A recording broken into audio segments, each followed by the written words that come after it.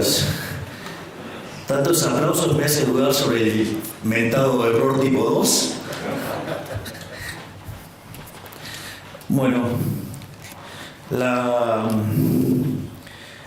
charla que voy a dar hoy es sobre la herencia, lo que hicimos y lo más importante, cómo la vemos de cara al futuro y cuáles son las posibilidades que hay en esta perspectiva.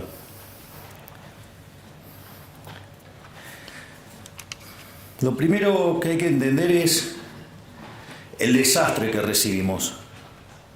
O sea, más o menos para que tengan una idea.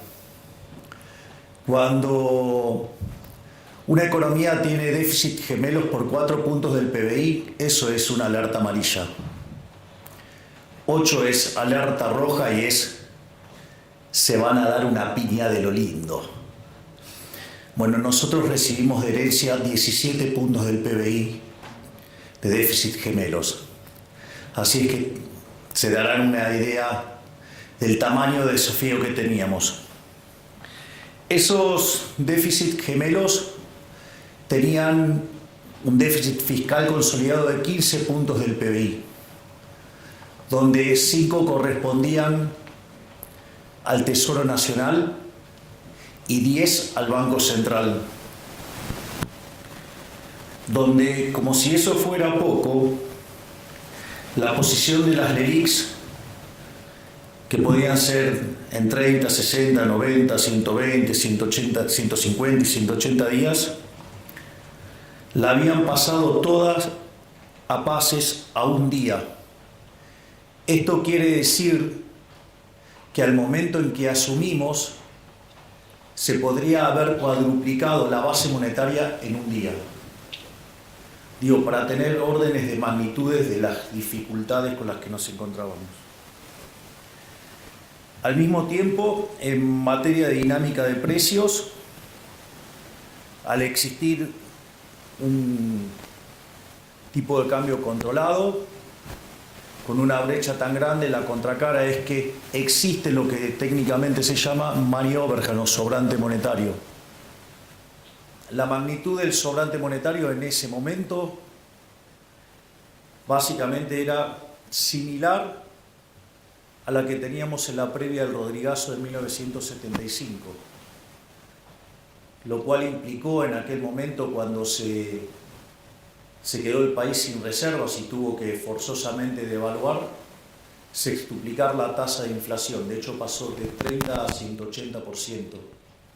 Habíamos tenido una experiencia similar en el año 59, también de similar magnitud, y también había implicado una sextuplicación de la tasa de inflación. En aquel momento pasó de 20 a 120.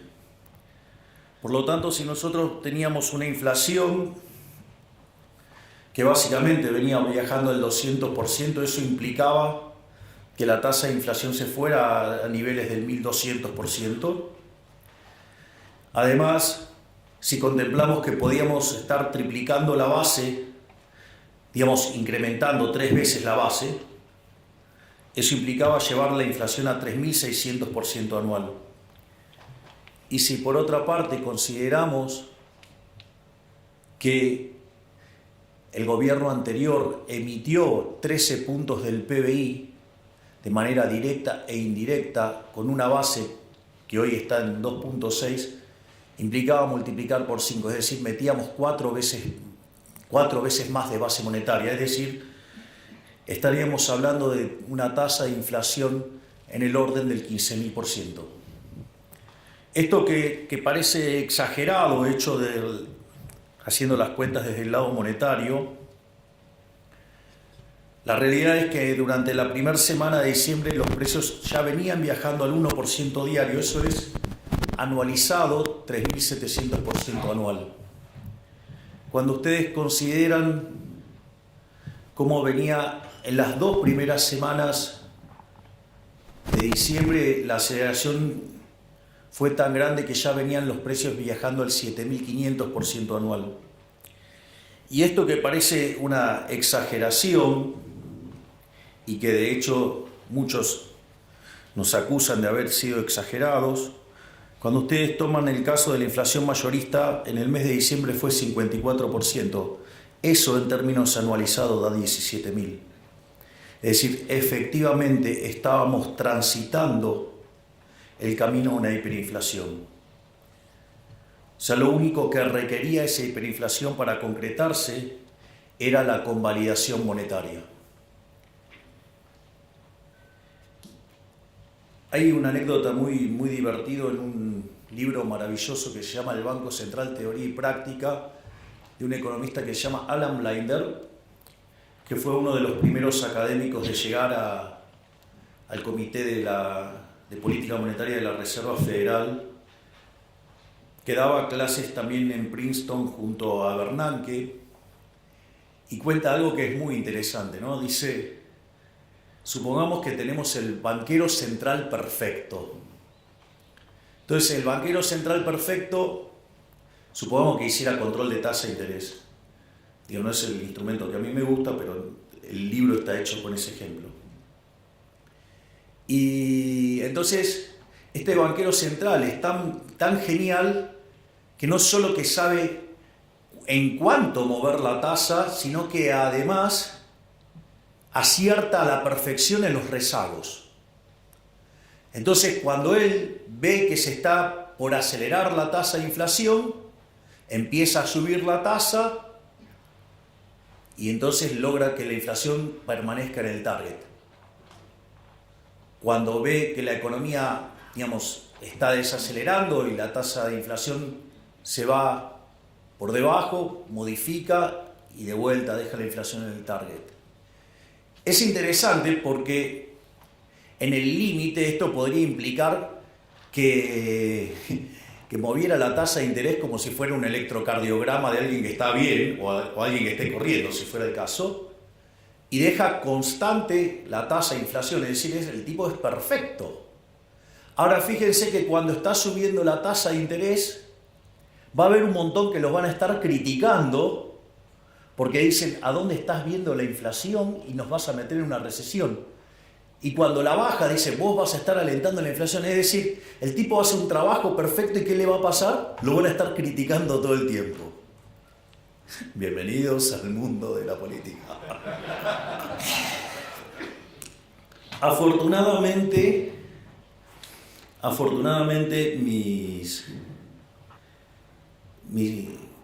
mi trabajo estudiando la Torá junto a mi queridísimo rabino Axel Banish, que ahora tenemos la fortuna de tenerlo como embajador en Israel, una de las cosas que me contaba era que ya, digamos, habiendo salido de Egipto, cada vez que Moisés se levantaba tarde, lo criticaban que estaba haraganeando.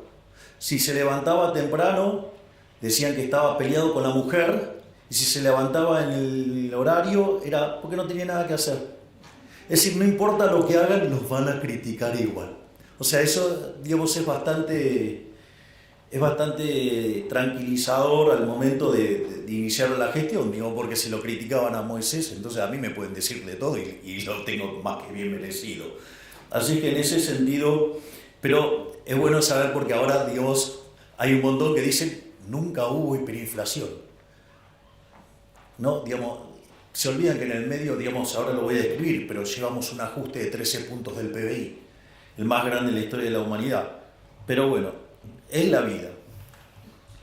La otra parte era el desequilibrio cambiario. Es decir, la relación entre el paralelo y el oficial era 3-1. Por lo tanto, digo, la situación estaba bastante complicada. Acá hay algo interesante, que me voy a adelantar a la parte de las críticas que nos hacen. Digo, porque ahora, que no, que hay que subir el tipo de cambio y todas esas cosas. Yo me acuerdo que estábamos en el Hotel Libertador, estaba con el equipo de Toto, y el consenso del mercado era que teníamos que llevar el tipo de cambio a 600. De hecho, digamos, o sea, yo lo quería llevar a un nivel que, ajustado por riesgo país, quedara igual que el paralelo. Eso tiene una justificación técnica para tratar de eliminar el exceso de demanda. y que el impacto en actividad sea lo menos posible. Digo, me causa gracia porque esos mismos, digamos, que se quejan de que ahora el tipo de cambio está atrasado, decían que tenía que ser 600 y la hipótesis de inflación que tenían es mucho más alta que la que estamos viviendo. Digo, no les cierra el modelo, muchachos. Es decir, lo que digo es, ojo con esos economistas porque no les cierra el modelo.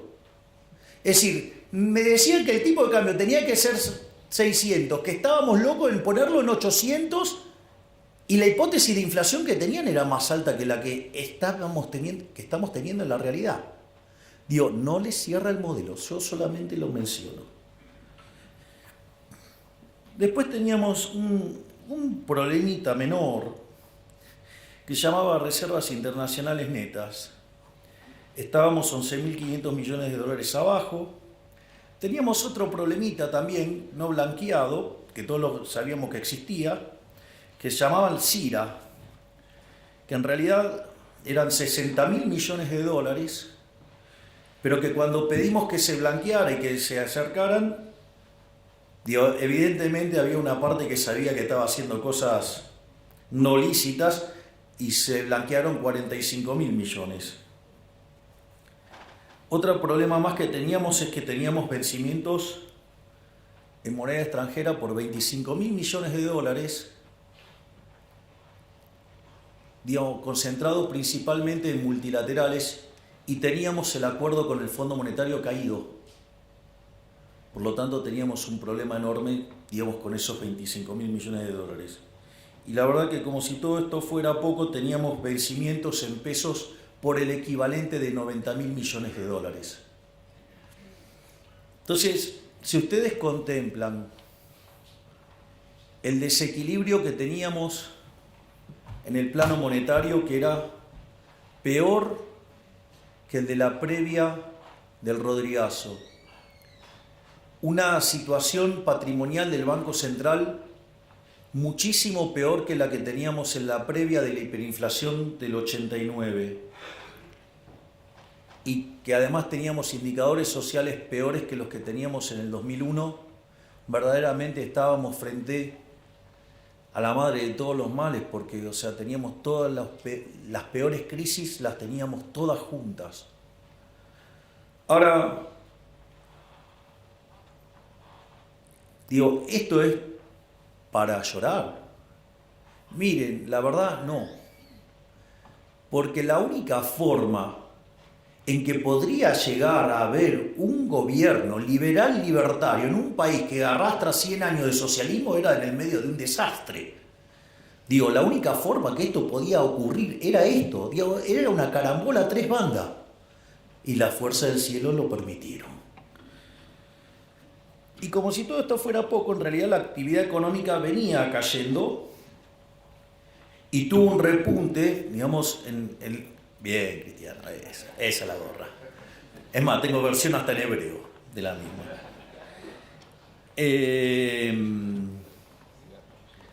Eso es divertido, de dónde salió esa...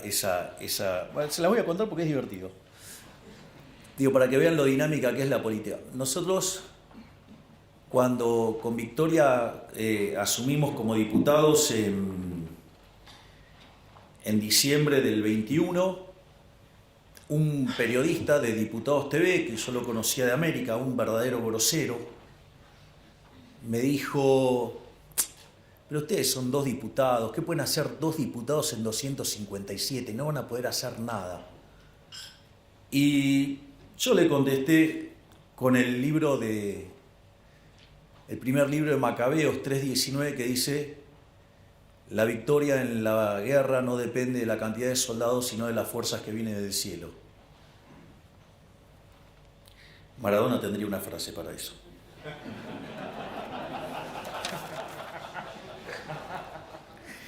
Bien. Naturalmente, frente a este desastre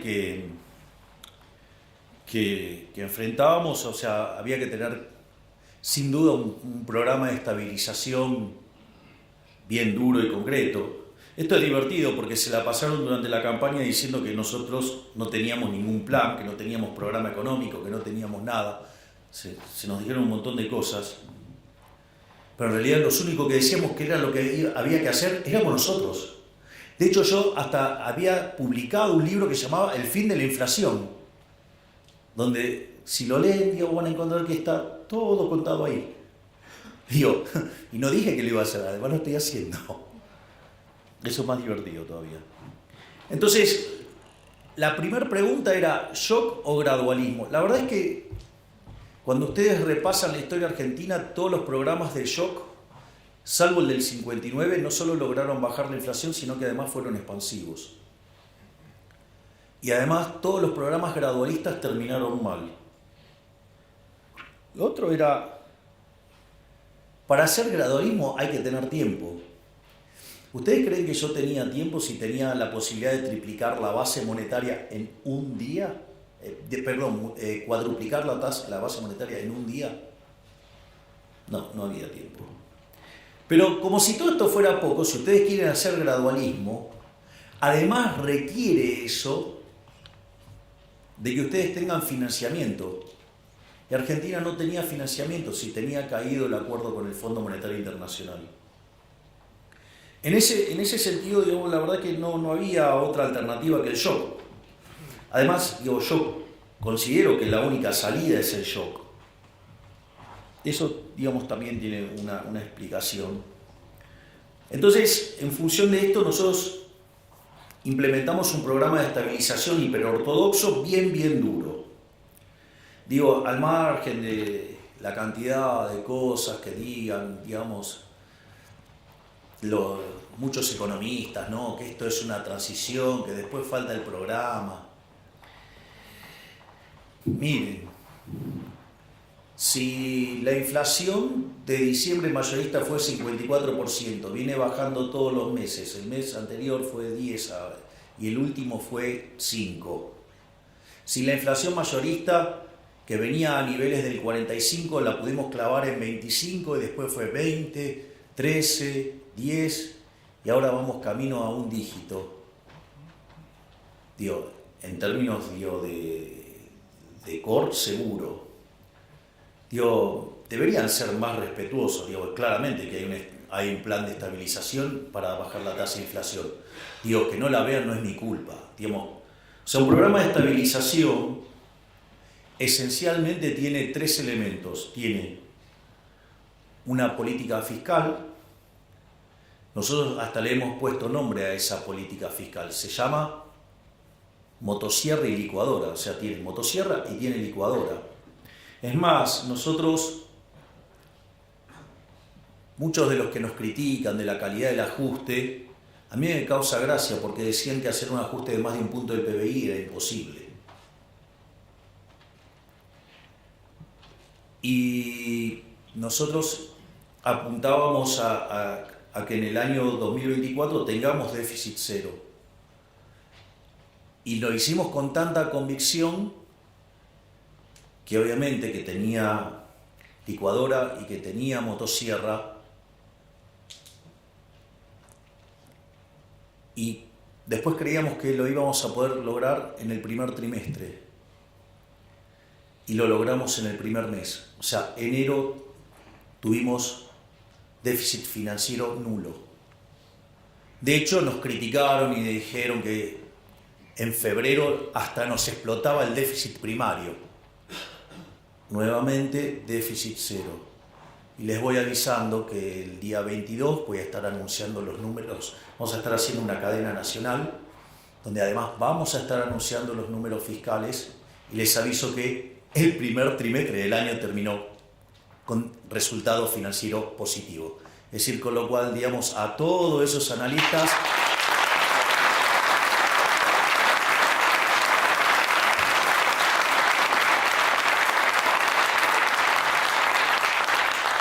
es decir, a todos esos analistas que dicen que nos va a explotar el déficit y todo eso, les dedico el aplauso que ustedes tuvieron recién o nuevamente la frase de Maradona. El otro elemento es el tema de la política monetaria. El tema de la política monetaria Básicamente, el Banco Central está quebrado. Entonces la pregunta es, ¿cómo se resuelve la quiebra del Banco Central? Es decir, porque esta es la clave. La quiebra de un banco central se resuelve licuando sus pasivos. O sea, con el tamaño del problema argentino implicaba un nivel de precios estratosférico hasta que licuaran tanto los pasivos que el patrimonio neto por lo menos quedara nulo. ¿Hasta ahí vamos? Si esto es así, quiere decir que dado ese nivel de precios para resolver el saneamiento del Banco Central está en la estratosfera, dado los precios de hoy, la línea que une esos dos niveles de precios le da la tasa de inflación implícita. Por lo tanto, era fundamental sanear el Banco Central ¿para qué? Para que ese nivel de precios estratosférico que dejaba nulo el patrimonio del Banco Central fuera bajando. Y en la medida que ese nivel de precio bajara, por lo tanto, la tasa de inflación esperada tiene que bajar. Naturalmente, digamos, ahí también arrancamos con un proceso de saneamiento del Banco Central. Ahí también nos encontramos con algunas críticas.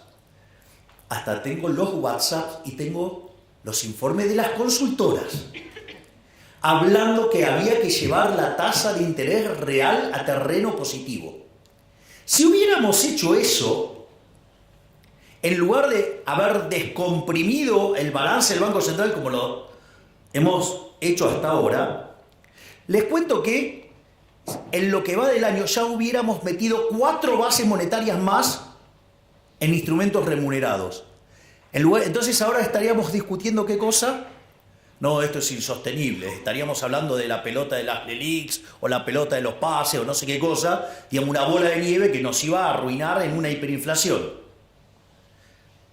Ahora todos esos están todos escondidos, nadie dice nada. Es decir, le deben tener miedo a la frase de Maradona.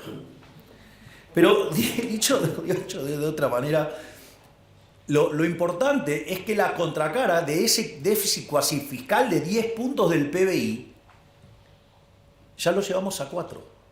Es decir, no solo que llevamos hecho un ajuste fiscal de 7 puntos del PBI en el Tesoro, motivo por el cual ahora hemos empezado a relajar partidas y entonces ahora empieza a quedar más motosierra y mucho menos de licuadora, digo, para los que están tan preocupados por la calidad del ajuste, como si no fuera que una licuadora permanente es una motosierra, ¿no? Pero bueno, ese es otro detalle. Lo importante es que hemos hecho sucesivas bajas de tasa de interés y todo el mundo ¿qué esperaba cada vez que bajábamos la tasa? Que subiera el tipo de cambio y que perdiéramos reservas.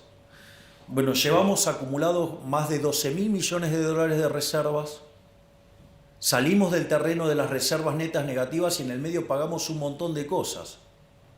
Por lo tanto, también lo que hicimos en materia monetaria y cambiaria es un éxito. De hecho, ahora la discusión es, no, bueno, pero la tasa en dólares es enorme. Y entonces si yo le hubiera puesto en términos reales positivos, hubiera sido todavía más grande. Entonces, que más o menos se pongan de acuerdo qué quieren decir con la tasa de interés, porque nosotros siempre tuvimos claro que era un problema de arbitraje con la tasa en los dólares. Es decir, no mirar como un cavernícola, digamos, la tasa de interés real en una economía cerrada. Por lo tanto, digo, ¿qué es lo que hemos, y obviamente que hicimos en el ajuste del tipo de cambio?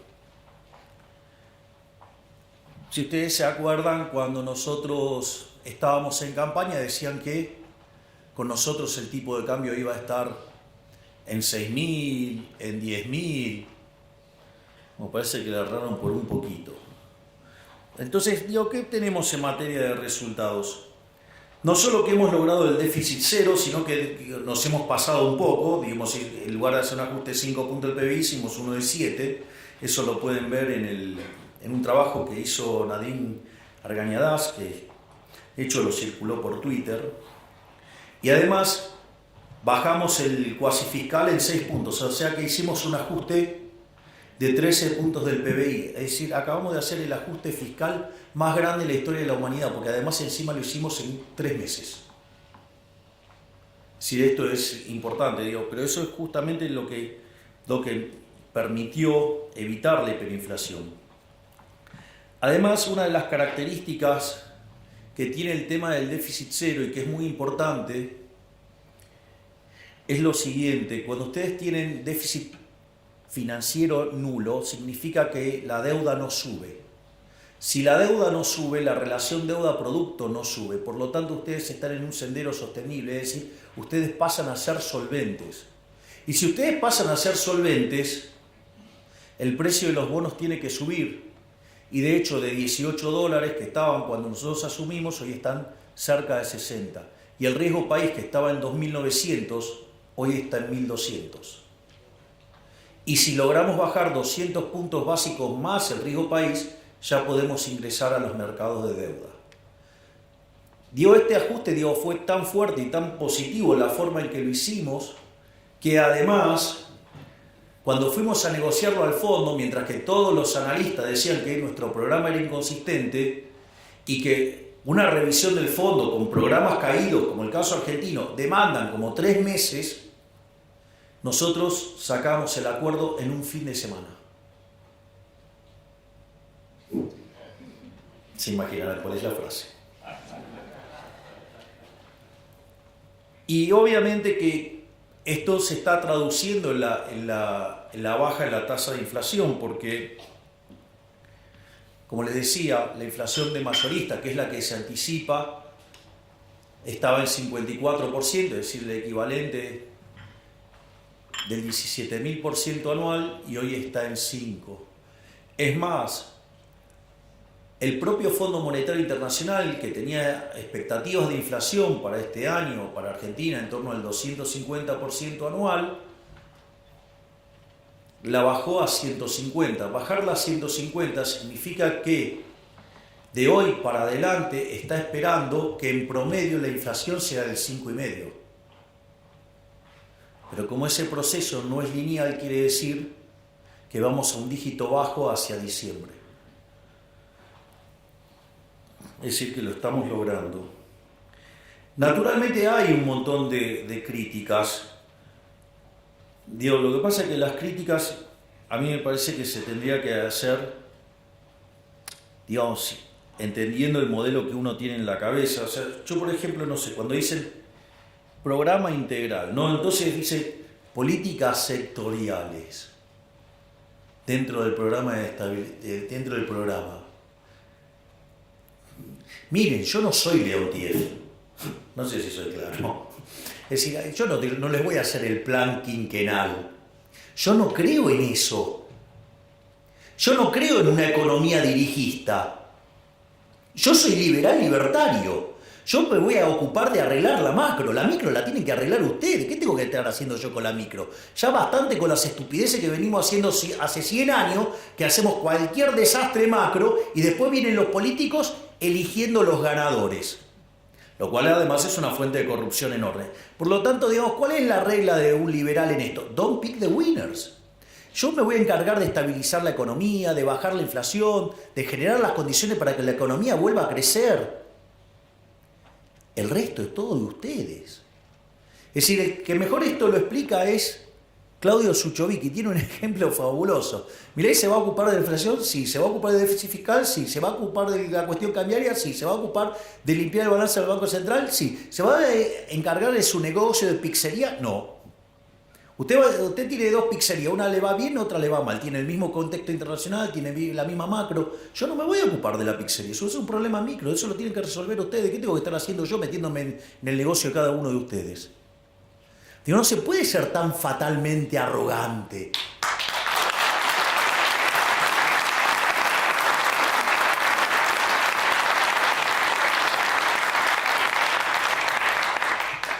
La otra es la política de ingresos. Entonces, claro, ¿pero qué es la política de ingresos? Tocar el precio de tal cosa, el precio de tal otra, el precio de tal otra, el precio, la tasa de interés, los salarios. ¡Ey! Hola, soy liberal libertario. Yo creo en el sistema de precios. Es decir, creo en el sistema de precios. Entiendo que puedo tener un problema transitorio porque estoy pasando de una economía hipersocialista, Digo, tengo 100 años de socialismo y entonces estamos haciendo una reforma pro mercado. Hay un montón de desequilibrios de inicio, más el problema adicional que tenemos que evitar una hiper, entonces estamos corrigiendo precios relativos en un contexto de alta inflación. Entonces, y con algunos problemas de base y con algunos problemas de violentar la propiedad privada antes, entonces puede ser que en algún momento, digamos, haya algunas correcciones vía defensa de la competencia. Digo, todos se están entendiendo de lo que les estoy hablando. Digo, pero salvo cosas así puntuales y que son propias de la transición, esas cosas no van a existir nunca más.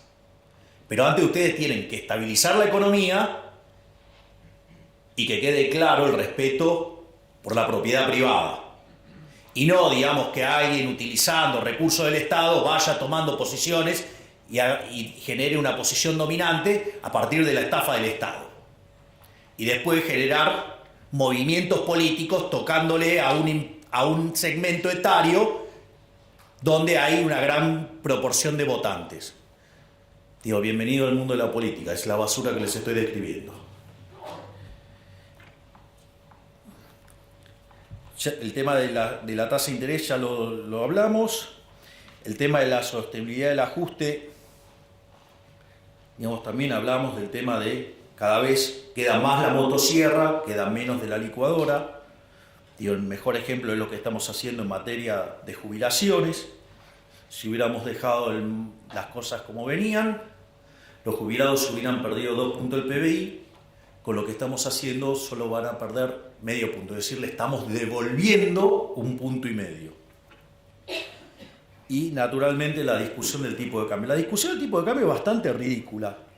No, porque hay que hacer subir el tipo de cambio. ¿Por qué? Digo, porque si hoy no hay brecha,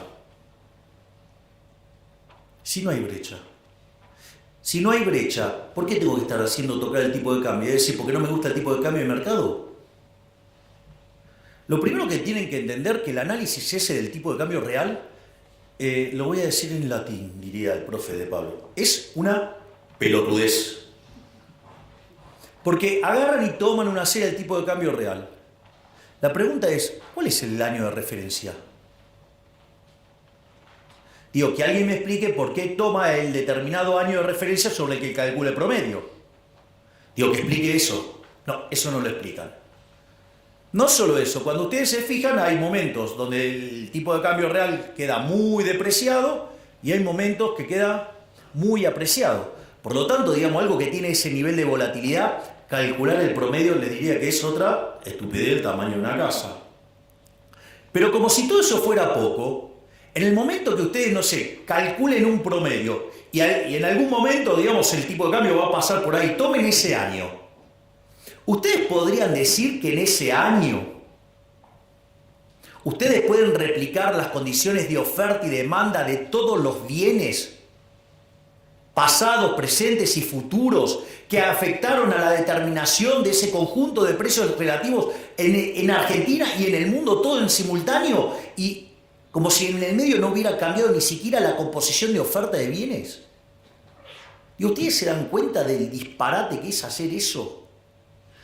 Como dice el profe de Pablo, eso es hacer aritmética, eso no es economía. Entonces digo, cuando vienen, le hablan del tipo de cambio real, que esto, que el otro, digo, o sea, ustedes se dan cuenta de la arrogancia que implica, porque implica conocer el vector de precios relativos, pero no solo ahora de Argentina, sino también de todo el mundo. Y entonces ustedes deberían conocer las preferencias, la tecnología y las dotaciones, no solo, digo, presentes, sino futuras, y no solo de Argentina, sino también de todo el mundo. Ustedes se dan cuenta. O sea, y ustedes para tomar una acción de política y para que eso funcionara, ustedes deberían ser omniscientes, omnipresentes y omnipotentes. O sea, deberían ser Dios. Digo, ¿por qué carajo creen que Hayek le puso La fatal arrogancia a ese libro? Porque es un poquito, digamos, pretencioso, ¿no? Es decir, bueno, el que levanta la manito así, digamos, se cree que está en esa condición. Digo, un día de esto le voy a decir tráeme un café, porque digo, o sea, pero bueno, nada, ya saben de quién estoy hablando. Bueno, son cosas que pasan. Entonces, esto es todo lo que tiene que ver con la parte de estabilización. Ahora, obviamente, no es todo estabilización, ¿no? O sea, en algún momento tenemos que empezar a crecer. Entonces, para empezar a crecer ahí entra a jugar un rol importante las reformas estructurales. Entonces, pero hay una cosa muy importante que es entender la naturaleza de las reformas estructurales. Esto lo explicó Toto de una manera magistral cuando hizo el primer discurso sobre las características del programa. En ese discurso, él lo explicó a la perfección y es, si ustedes se fijan, todo el entramado regulatorio y de restricciones y todas las porquerías que tenemos y el entramado legal son consecuencias de ir sobre los efectos y no sobre las causas.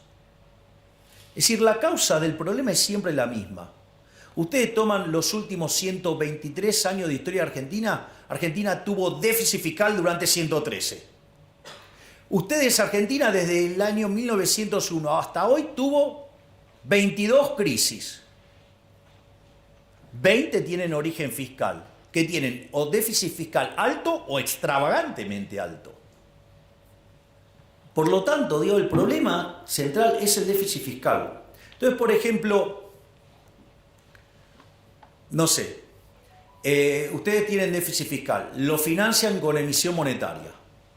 Entonces, ¿qué es lo que pasa? En algún momento se le deteriora, o sea, entonces sostienen el tipo de cambio, ¿no? Entonces tratan de anclar con el tipo de cambio. Cuando ustedes hacen eso, ¿qué les pasa? Pierden reservas. Entonces aparece la ley penal cambiaria, ¿para qué? Para que ustedes no puedan comprar dólares. En lugar de arreglar la causa, que es el déficit fiscal, como los políticos no quieren tocar la de ellos, ayer quedó bien claro eso, que la de ellos no se toca, Macri diría, la mía está. Ayer fue un claro ejemplo, la mía está. Por suerte los argentinos están reaccionando. Entonces, en ese contexto, ustedes se encuentran con esa situación. O, por ejemplo, financian el déficit con la emisión monetaria, generan deuda. Emisión monetaria, generan inflación. Entonces empieza a haber inflación. ¿Qué hacen? Controles de precios. Ejemplo, la ley de góndolas. ¿Sí? Ahora, ¿qué pasa cuando ustedes controlan precios? Aparece el desabastecimiento. Entonces, ¿cómo contesta la política? Con la ley de desabastecimiento. Es decir, se le van los dólares, entonces ponen controles de capitales. Y entonces el que fuga, es un delincuente. Es un héroe. El que fuga es un héroe. Logró escaparse de la garra del Estado. No, ustedes se ríen, pero yo lo veo así. ¿Qué le recomendarías a tu cliente? Yo ahora me pongo el traje de economista. Compra dólares. Eso después se figura como fuga. Y la verdad es que si lo compran en negro, mejor. Porque así no tienen que pagar un montón de impuestos estúpidos que hay. ¿Todo para qué? Para financiar a los que se levantan la manito y al que le hace de querusa, para financiar a esos inútiles.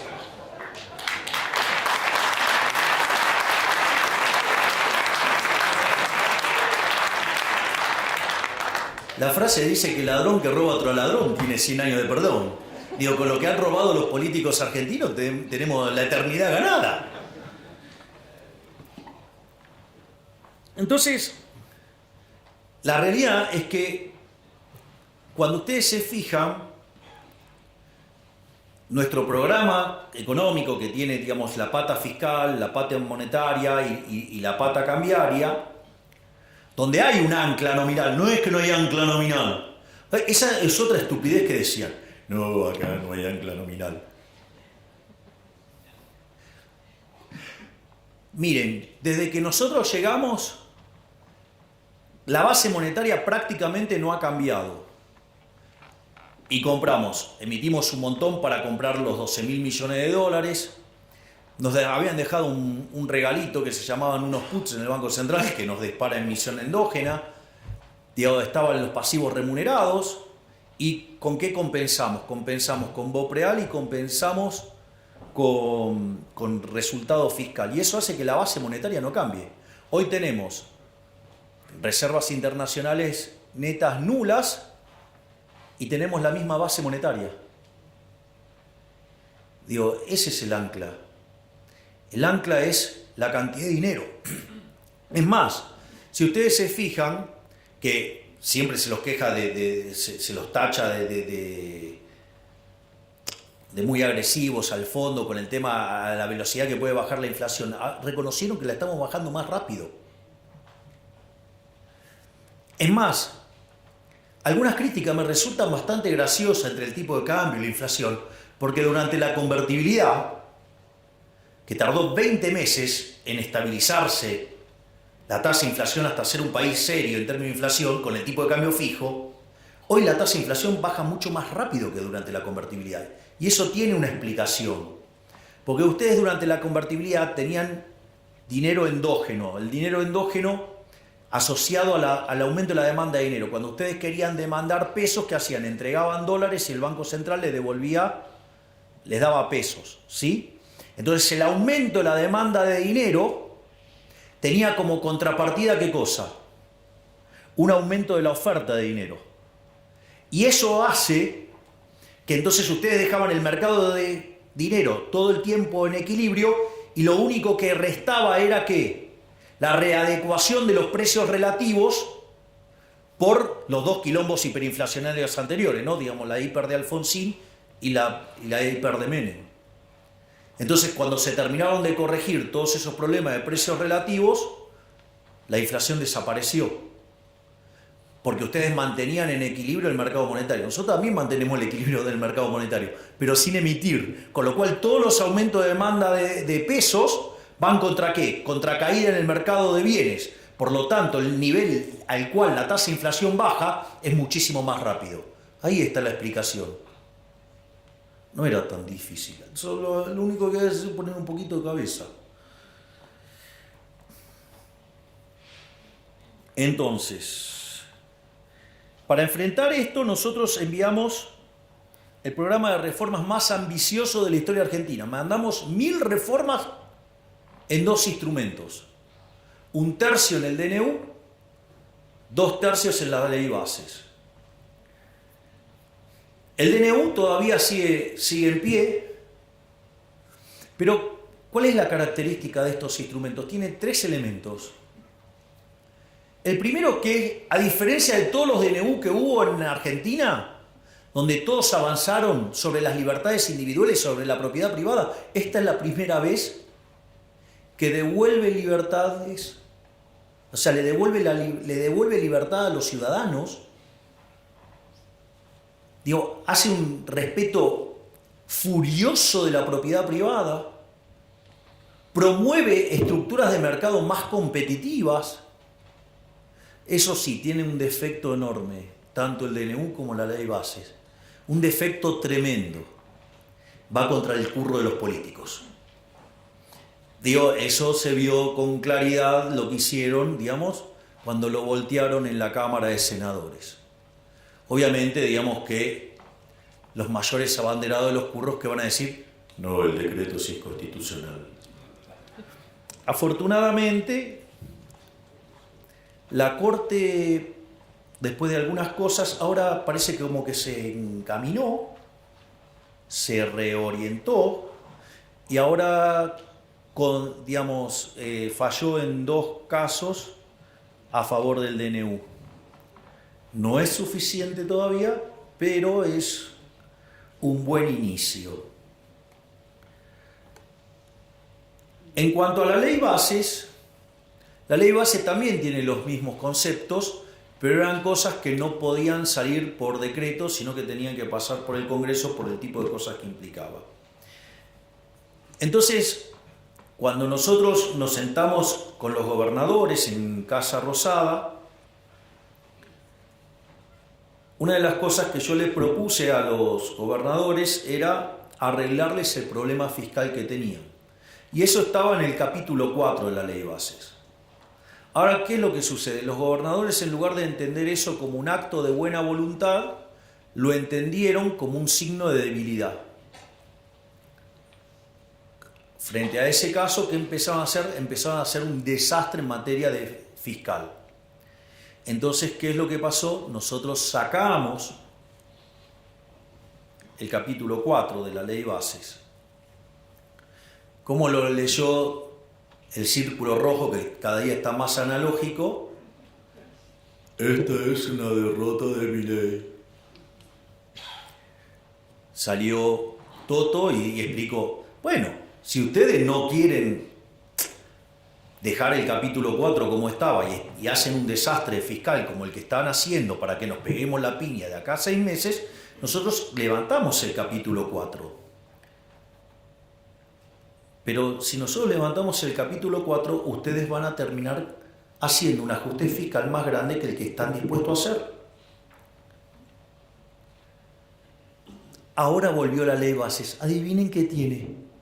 El mismo capítulo 4. ¿Quién ganó? Digo, tengan cuidado con estos muchachos que están muy analógicos, que no, parece que no entienden bien cómo funciona la política. No solo eso, sino que además,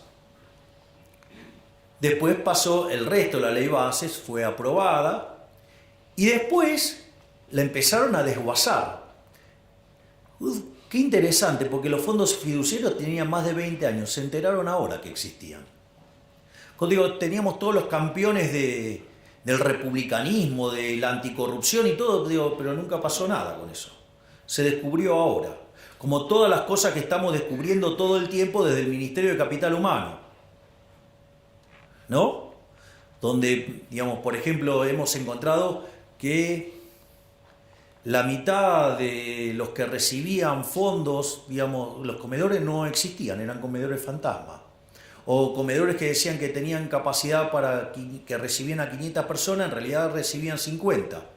O los que pedían los bolsones de comida y que no querían que se dejara constancia de los DNI de los que recibían esos bolsones. O no solo eso, sino que además cuando recibían los bolsones cotizaban una calidad extra premium y cuando, no sé, ustedes ponían los fideos se deshacían al momento de tirarlo al agua. Miren todas las cosas que hemos encontrado. O el pochoclero que me llamaba Semana Santa, se cae entre marzo y abril. Claro, porque estaba esperando que entre marzo y abril le pudiera llegar a entrar la causa de los guardapolvos a la mujer. Interesante todo lo que estamos encontrando. Y cómo, digamos, se abusan, digamos, de los más vulnerables para esto. Es más, fíjense, uno de los grandes triunfos que nosotros tuvimos, lo primero que recibimos fue una crítica. Digo, yo recuerdo que todo el mundo se ha pasado pataleando contra el tema de los gerentes de la pobreza. Una de las cosas maravillosas que hizo la ministra Petovelo, nosotros teniendo conciencia de que la parte más complicada iba a ser entre la primera parte del año, cuando estuviera operando a full el ajuste fiscal, porque íbamos a estar generando ahorro sin contrapartida de inversión y eso iba a hacer caer la actividad económica, el empleo, los salarios reales, iba a haber más pobres y más indigentes, porque sincerar la economía no es gratis. Es decir, 20 años de populismo no es gratis. O sea, sobre el final del gobierno de Menem, digamos, el salario promedio era de $1.800. Ustedes lo ajustan a hoy, son $3.000. Cuando nosotros asumimos estaba en 300. Es decir, digamos, se había perdido 90% de los ingresos en dólares. No es que las tarifas son caras y todas esas cosas. El problema es que somos tan miserables, tan pobres, que no podemos pagar ni siquiera las subsidiadas. Es decir, el problema no es un problema de cuánto está la tarifa, el problema es de cómo nos destruyeron los ingresos los populistas. Pero, digamos, se la pasaban haciendo gala de keynesianismo. No, hay que consumir. Claro, hay que consumir implica que ahorran menos. Si ahorran menos, invierten menos. Invierten menos, digamos, no aumenta el stock de capital per cápita, no aumenta la productividad, no aumentan los salarios. Bienvenidos, somos pobres. Entonces, Digo, no es gratis, no es gratis, o sea, no es gratis. O sea, 20 y pico de años de populismo no es gratis. Pero, siguiendo con el tema de... Y ahí empezaron a destrozar la ley bases y bueno, la bajamos. ¿Cómo lo entendió los analógicos del Círculo Rojo? Otra derrota de Milei. Y siguen sin entender el principio de revelación, quedaron todos expuestos. Es decir, si yo soy un abanderado de que no se toque, por ejemplo, las remuneraciones, nosotros tenemos congeladas las remuneraciones desde enero, por orden mía. Lo que pasó ayer, ¿es una derrota de Milei? Es un triunfo bárbaro, digo, los vamos a arrasar en el 2025. Digo, la gente le está sacando la careta a estos delincuentes que lo único que les importa es estar en política para afanar. Es buenísimo. Es decir, es un momento de revelación maravilloso lo que estamos viviendo. Están saliendo todos los pufos a la luz, está saliendo toda la porquería de la política a la luz. Es decir, los estamos dejando en evidencias a todo. En el 2025 los vamos a aplastar directamente. Y ahí, digamos, ya dentro en la última parte de lo que va a ser esta presentación, nosotros las reformas que planteamos en DNU más bases implicaba que en términos de libertad económica saltáramos 90 puestos. Es decir, pasáramos a estar como Alemania. Es decir, nosotros en 20 años nos íbamos a parecer a Alemania. Pero como la política no quiere dejar de robar, atenta contra el DNU, atenta contra la ley bases, le saca pedazos. ¿Para qué? Para que no toquen sus negocios. Les tengo una noticia. Las reformas que no podamos meter ahora, las vamos a meter a partir del 11 de diciembre del 2025.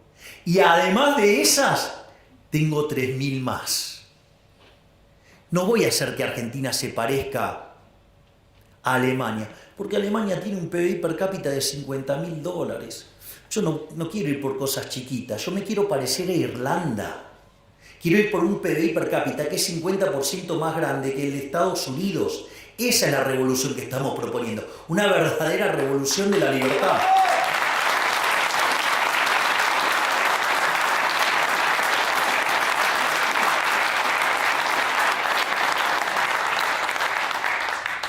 Y en ese sentido, hay algunas cosas que resultan interesantes porque es cierto que en el medio del ajuste que estamos haciendo, el 75% de los argentinos entiende que estamos peor. Es decir, entienden claramente que estamos peor. Pero ¿qué es lo más maravilloso? Que cuando nosotros asumimos, solamente el 20% de los argentinos creían que de cara a un año íbamos a estar mejor. Eso en el mes de febrero en enero trepó a 30 quiero decir, en marzo, digamos, ya estaba en 40 y hoy estamos en 50. Es decir, hoy ya la mitad de los argentinos percibe que de acá a un año vamos a estar mucho mejor. Y eso no es menor. Además, el 70% de los argentinos está convencido que vamos a exterminar la inflación. Es decir, nada más que hay 50 puntos que consideran que lo vamos a hacer en un año y 20 puntos, digamos, que consideran que lo vamos a hacer en 2. Es más, si hoy fuera el balotaje, pese que le pese a algunos, hoy lo ganaríamos por más diferencia. Lo ganaríamos 58 a 42, lo ganaríamos por 16.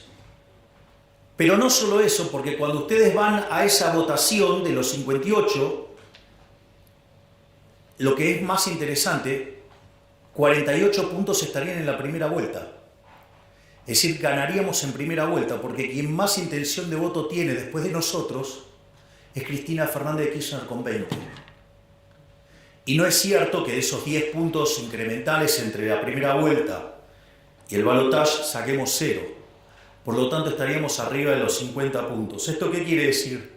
Que sin lugar a dudas, a partir del 11 de diciembre, vamos a hacer todas las reformas que queden pendientes, más las 3.000 que tenemos en carpeta, más todas las otras que estamos diseñando y que también vamos a aplicar. Es decir, vamos a hacer de Argentina una verdadera Argentina liberal que sea potencia y que sea grande nuevamente de acá a 35 años.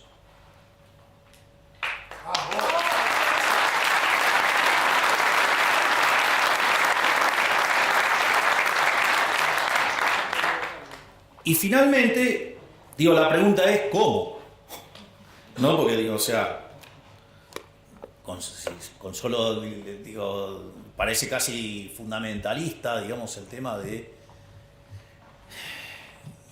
con que solo, digamos, si yo le digo subimos en libertad económica va a ocurrir, o sea, digo, me pueden tener mucha estima, pero creerme tanto, digo, hasta sería peligroso, le diría. Entonces, el punto es cómo es todo el proceso. Miren, la primera parte es rebote. La primera parte es rebote. De hecho, fíjense que cada vez son más los analistas que están viendo una V corta. Esa V corta tiene, ya había aparecido un indicador que pareció raro, que para febrero del desestacionalizado de Orlando Ferrés había dado positivo. Pero claramente es un indicador, el desestacionalizado, que tiene mucha inestabilidad en la punta. Entonces hay que tomárselo con mucho cuidado eso. No solo eso, cuando ustedes empiezan, ahora salió el índice líder, digamos, de la Ditela, que anticipa, digamos, la evolución de la actividad y dio positivo. Cuando ustedes miran minería, viene para arriba. Cuando miran oil and gas, viene para arriba. Cuando miran el campo, viene para arriba. Es decir, cada vez tenemos más indicios de que esto está rebotando y levantando. No solo eso, sino que además ustedes tienen algunas cuestiones adicionales. Y es que donde se notaron las caídas más fuertes, digamos, el recorte se está dando en B de manera violenta. No sé, ejemplo, CAME, las ventas, digamos, pegó un rebote fuerte. No solo eso, sino, digamos, que la brutal caída del riesgo país, eso, cuando ustedes miran empíricamente, cada vez que el riesgo país se desploma, digamos, la actividad rebota fuertemente. Pero no solo eso. Además, hay otro elemento fundamental, y es, aun cuando no hiciéramos ninguna de las reformas estructurales, digo, la descapitalización de la economía obedece a todo un conjunto de reformas estructurales negativas que hicieron que uno se coma el capital. Si la economía argentina está muy descapitalizada, ¿por qué está descapitalizada? Para que el valor del producto marginal del capital, digo, la TIR de la firma, esté por encima del WACC, ¿no? Digo, para que no destruyan valor. Entonces, en ese contexto, ustedes lo que tienen es que, cambiando la regla de juego, ¿qué pasa ahora? La tasa está desalineada con el costo de oportunidad de capital. ¿Por qué creen que vuelan las acciones? Justamente por eso, porque afuera la están viendo. Entonces, en ese que de 20 años de destruir capital, una productividad enorme, retornos reales enormes, contra tasas de interés desplomándose, ustedes tienen una posibilidad de ganar plata a lo loco, aún sin reformas estructurales. Es decir, podemos hacer reformas, digamos, sin hacer reformas, podemos crecer durante un periodo interesante de tiempo, no a las tasas que a mí me gustaría, pero sí podemos rebotar fuerte ahora y crecer fuerte, digamos, en el arranque.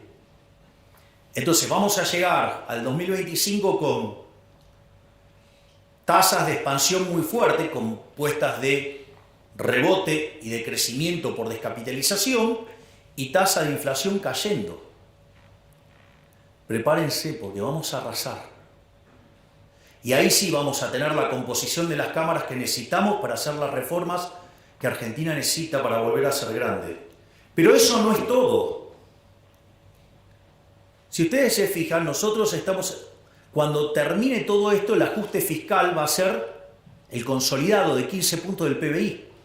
Es decir, va a haber 15 puntos del PBI que se los llevaba el gobierno para financiar actividades parasitarias y que ahora ese ahorro se va a transformar en inversión productiva. Y eso le va a meter a la economía por lo menos entre 4 y 5 puntos de crecimiento adicional. Entonces, digamos, nos estamos preparando para generar un verdadero, yo no diría milagro económico, porque lo único que estamos haciendo es lo que dicen los libros que hay que hacer. Pero, digamos, tenemos la cabeza tan deformada después de 100 años de lavado de cerebro en la educación pública, sea de gestión estatal o de gestión privada, tenemos tanto socialismo en sangre que, claro, cuando uno lo ve así parece un milagro. En realidad lo único que estamos haciendo es aplicar el manual. Por lo tanto, digamos, las perspectivas de crecimiento para adelante son maravillosas, porque además, por más que no tengamos todas las mayorías para hacer todas las reformas que queremos, solo para una gran parte de las reformas, digo, cuando empiecen a ver la oleada liberal libertaria que se viene, se van a acomodar. Y eso va a permitir, digamos, que las reformas salgan mucho más fácil de lo que uno lo ve ahora. Pero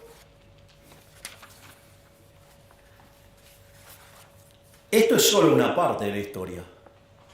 Es decir, está, digamos, yo lo que les acabo de decir es toda la configuración macro que hace que Argentina sea un excelente caso de negocios. A ver, si lo voy a poner en estos términos, si yo voy comprado en activos de larga duration en Argentina, con caída de tasa de interés, gano un montonazo, ¿sí o no? Imagínense si además son reales, con lo cual, digamos, no ajustaron, con lo cual tienen para ganar un montón, con lo cual hay una oportunidad de entrar a hacer negocios de infraestructura y de un montón de cosas para ganar un montón de plata. No solo eso, es importante también que tengan conciencia que nosotros, nuestras líneas de análisis económico tienen 3 bloques. Hay un primer bloque que es la coyuntura, es decir, ustedes ahí lo van a encontrar a Toto, lo van a encontrar a Pablo Kirno, lo van a encontrar a Santiago Auxil, son los que se ocupan de la macro, de la coyuntura.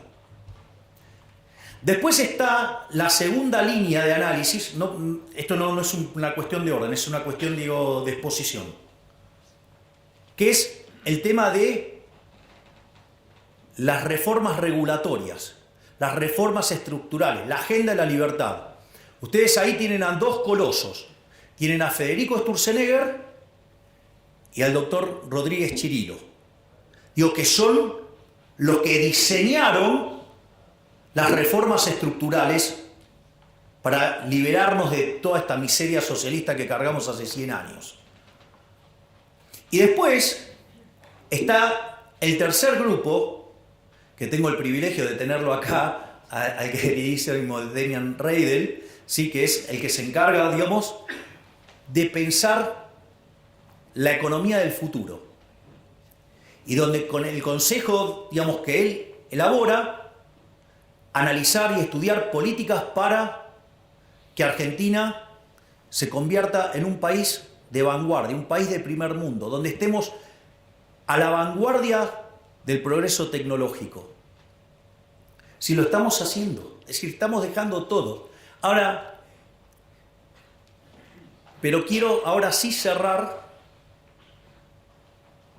con algo muy importante para que tengan claro que yo les puedo dejar todo listo, pero que la decisión final es de ustedes. Los que tienen el poder de transformar la Argentina son ustedes, no es un político. Yo lo único que tengo que hacer es allanarles el camino, hacerles la vida más fácil. Pero los verdaderos creadores de riqueza son ustedes. Los que van a cambiar el futuro del país son ustedes. Los que van a hacer una Argentina mejor son ustedes. Los que nos van a poner de pie son ustedes. Son los empresarios, los emprendedores. No los políticos. Los políticos no crean valor, lo destruyen. Y lo que yo estoy haciendo es devolverles la libertad. Se los dije en las elecciones. El resto de los políticos, ¿qué les pide? El voto para que les den el poder, para poder transformar su vida. Y yo les dije, yo les pido el voto para poderles devolverles la libertad a ustedes y que ustedes sean los verdaderos arquitectos de su futuro. Entonces ustedes se tienen que hacer cargo de ser los héroes de esta historia. Yo les voy a allanar el camino. En la medida que Argentina además empiece a crecer, yo les voy a poner un pie encima al gasto público, tal que lo licúe en términos de PBI y empezar a devolverle la plata de los impuestos. Es decir, de acá en el futuro también va a haber mucha baja de impuestos. Y va a generar además una retroalimentación virtuosa. Entonces se los voy a contar para que tengan idea de esto. Nosotros, digamos, hoy es un día muy especial. Digamos, hoy, un día como hoy, digamos, hoy es el cumpleaños del Rebe. Y además, estamos entrando en Pesaj. Digamos, donde se recuerda la salida de Egipto. Pero esto es muy interesante, porque después de las 10 plagas que caen sobre Egipto y todo lo que pasó, Moisés lleva al pueblo hasta el Mar Rojo y le piden que lo abra. Y digamos, Moisés golpea el báculo y le dice, abrilo. Y le dice que se manden. No. Dice, no, que lo abra y entramos. Y le decía, no. Tienen que tener fe, tienen que mandarse, tienen que entrar y cruzar. Y el agua no se abría. Y del otro lado estaban los egipcios, o sea, la esclavitud, que se los venían a llevar puestos. Y ahí, cuando Nahshon, el príncipe heredero, se lanza y cree y confía, se abren las aguas y ahí se da la liberación final. ¿Qué quiere decir eso? Muchachos, en algún momento van a tener que poner las pelotas, van a tener que invertir, se van a tener que jugar para que se abran las aguas y seamos libres. ¡Viva la libertad, carajo!